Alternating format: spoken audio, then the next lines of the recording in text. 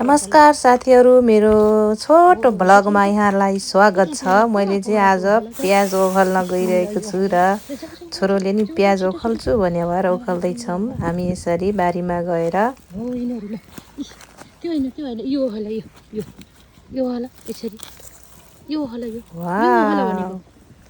सजिलो हुन्छ यस्तो कलर भएको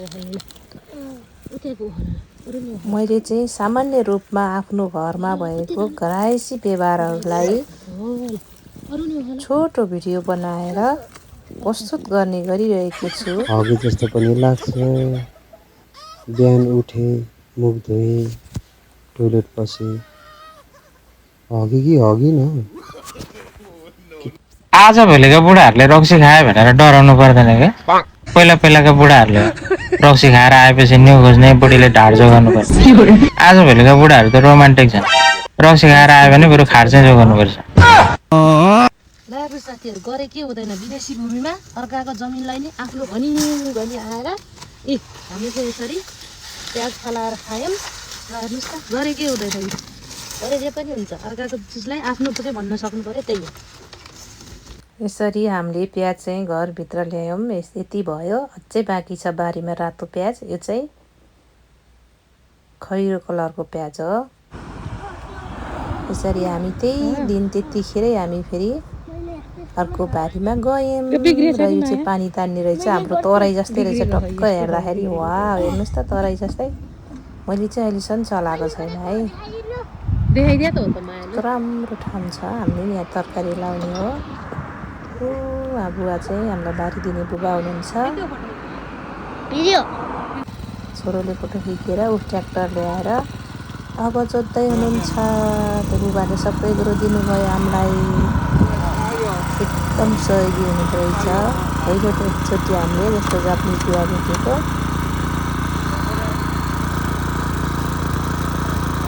सिकाउँदै हुनुहुन्छ। धुम्रपान स्वास्थ्यका लागि हानिकारक छ।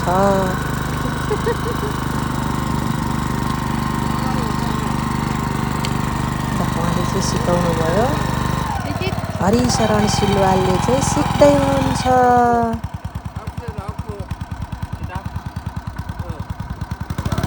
चाहिँ हाम्रो जापानिज बुवा।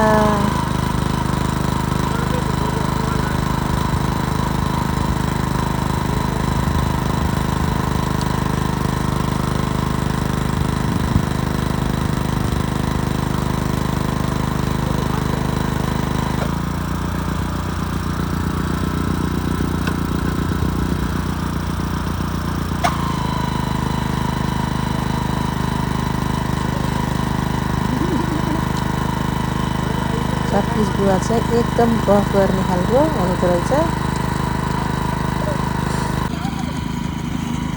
यसरी जोतेर सक्यो कतिको बारी। अब बाँकी छ अलिकता फेरि साइडमा। हेर्नुहोस् त, कस्तो मसिनो घुलो बनाउँदो रहेछ यसले चाहिँ।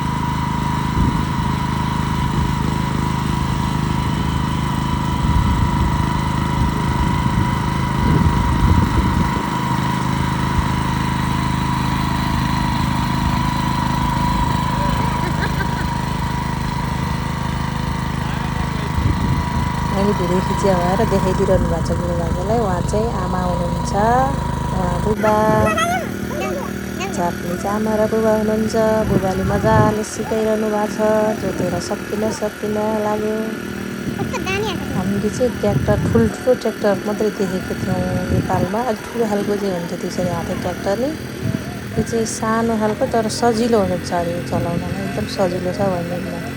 नेपालमा चाहिँ जिउहरू जम्मै थर्केर घट्टङ गर्थ्यो अरे, यहाँ चाहिँ गरेन भन्नुहुन्छ। यसरी हामीले बेलुका गएर बारी जोतेर आयौँ। अब हेर्नुहोस् है त साथी।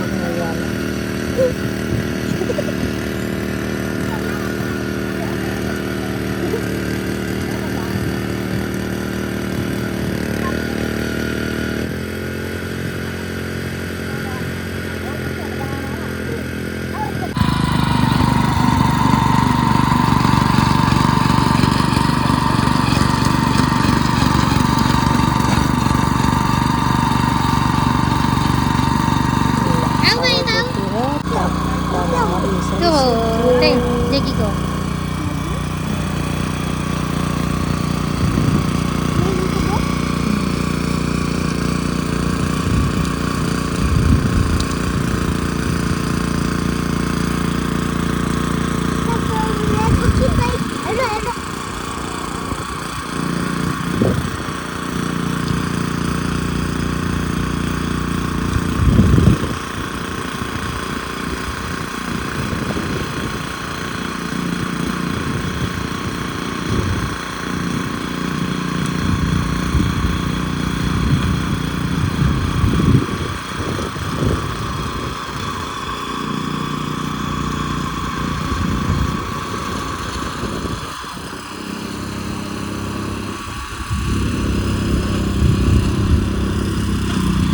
यसरी जोतेर पनि अब सिक्यो हामी घर कतिदैछौँ こんばんは。